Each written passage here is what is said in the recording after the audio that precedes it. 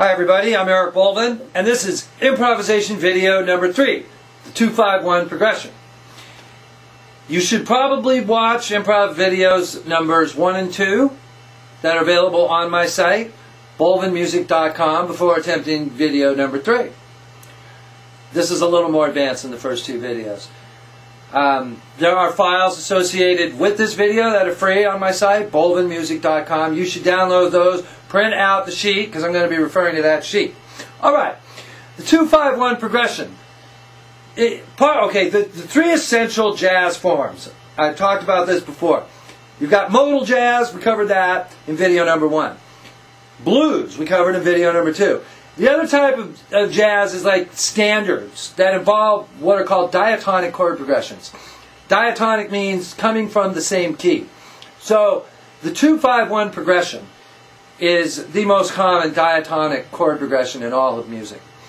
So if you understand those 3 forms, that's like every tune that, you know, pretty much falls into one of those categories, just about. And by learning the 2-5-1 progression, you're also learning the 3 main chord groups. The minor 7th chord is the 2 chord, the dominant 7th chord is the 5 chord, and the major 7th chord is the 1 chord. These are the 3 main chords. Yeah, there's a million other types of chords, but if you're learning how to improvise, those are the 3 that you have to start with.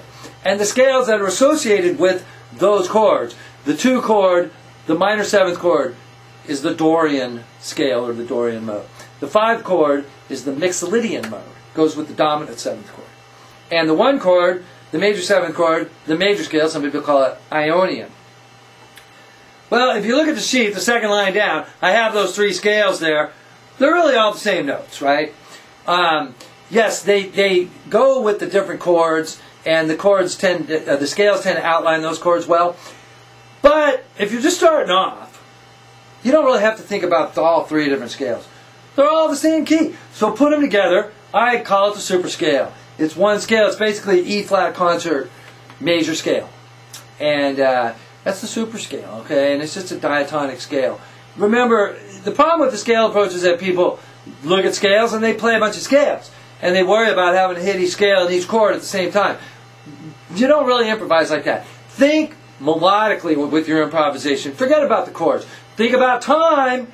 Think about where you are. Think about phrasing. Okay? Think about playing with the other people, playing with the track, being in time, saying something melodically. And you know, just forget about that there's, you know, 3 chords going by. Just play over the whole thing and make a musical statement. Right now I'll demonstrate to you with Banner Box, and this recording is available and the Banner Box file on my site. I'm going to use the super scale without any other notes, and I suggest that you practice this first. Here we go. Diatonic.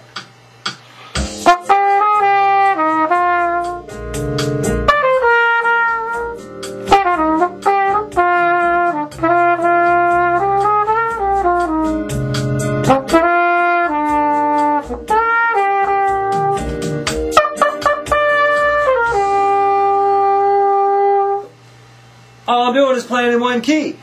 But I'm phrasing, I'm playing melodically. So it sounds good. And that's where good improvisation comes from. If you're starting out improvising, you know, forget about impressing the world. You don't have to reinvent the wheel every time you take a solo.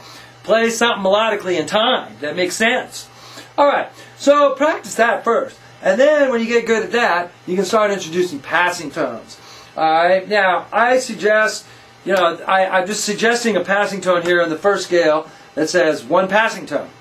It's a concert F sharp, G sharp for trumpet, and I'm going to throw that in my improvisation. Now, passing tone meaning that you don't really hang on it that long. It kind of comes in like a run, maybe a slow run, between, you know, the other notes that surround it. So it's a chromatic passing tone. So here's 1 passing tone for you.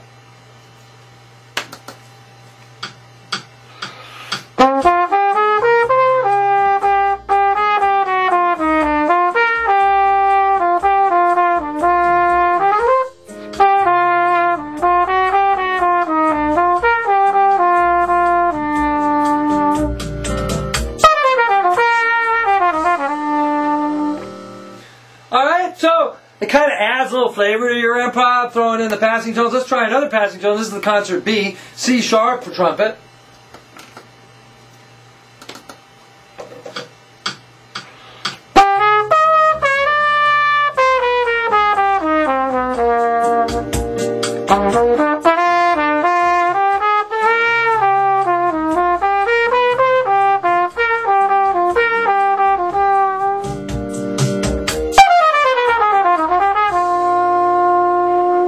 Okay, so that passing tone works. I did it over like just about all the chords there. So you can put those passing tones. Now I'll throw in like 2 passing tones, the 2 that we've already done. I'll try to use both of those.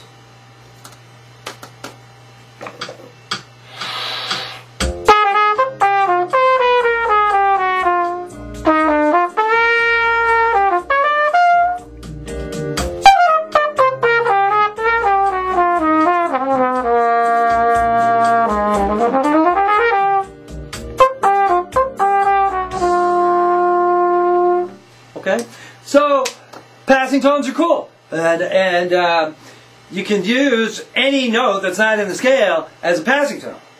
And by the end of the, when you get all the passing tones in there, you're pretty much left with a chromatic scale. So, what you're left with is you're pretty much playing by ear when it's all said and done. That's really what you're doing. All right, alter tones are very similar to passing tones, but yet we're kind of like replacing notes with different alterations. And generally, altered notes can happen over the 5 chord, but you can play them whenever you want. Don't even worry about doing that.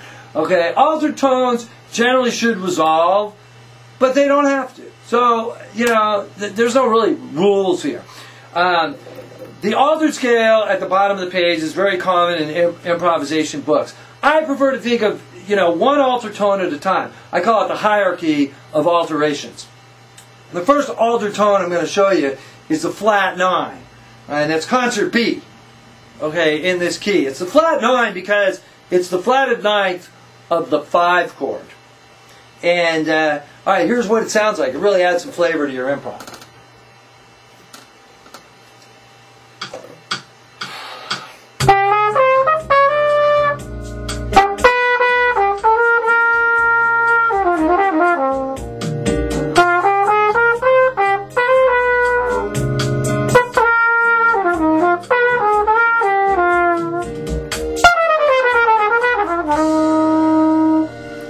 Sometimes when you play a root on a major 7th chord, it sounds a little bit funny. Like at the end there, with that note, it was pretty in tune, but you can still, when you hear that clash.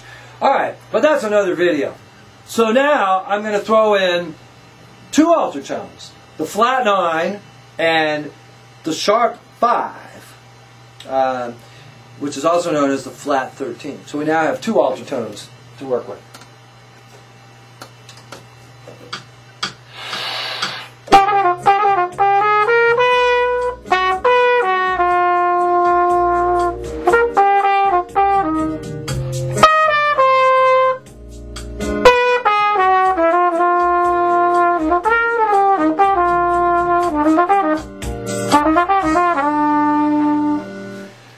So what you want to do is work with these tones until you hear them, and instead of trying to do the whole kitchen sink, I call it the altered scale, but they call it like Superlocrian or what do they say, diminished whole tone scale. You don't have to do the whole scale all at once. It's very intimidating to look at that scale and like, what in the world? Okay, try to use one note at a time like we're doing here. Okay. Now, let's see, what have I got? I got 3 altered tones. I'm going to throw in the sharp 9, the flat 9, and that sharp 5. The sharp 9 is interesting because it's the same note as the minor third. I mean, yeah, it's the same note as the minor third. But, in the chord, we still want to have the major third. All right, so here goes 3 altered tones.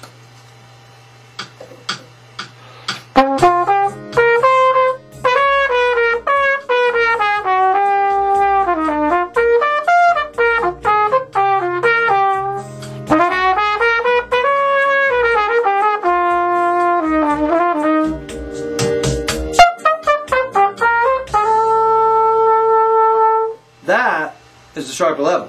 So, that always sounds cool on a major 7th chord. That's like jazz right there.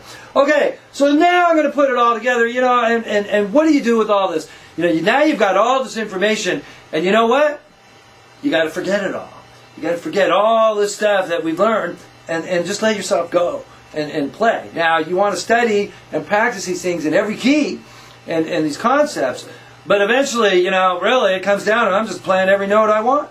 Really, I'm playing by ear. And here we go, put it all together.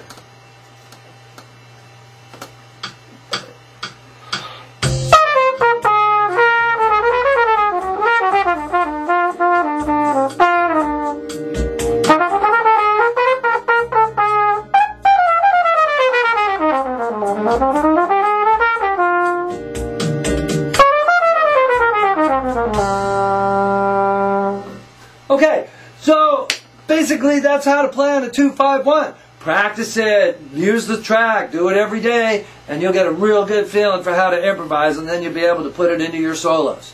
Okay, thanks a lot.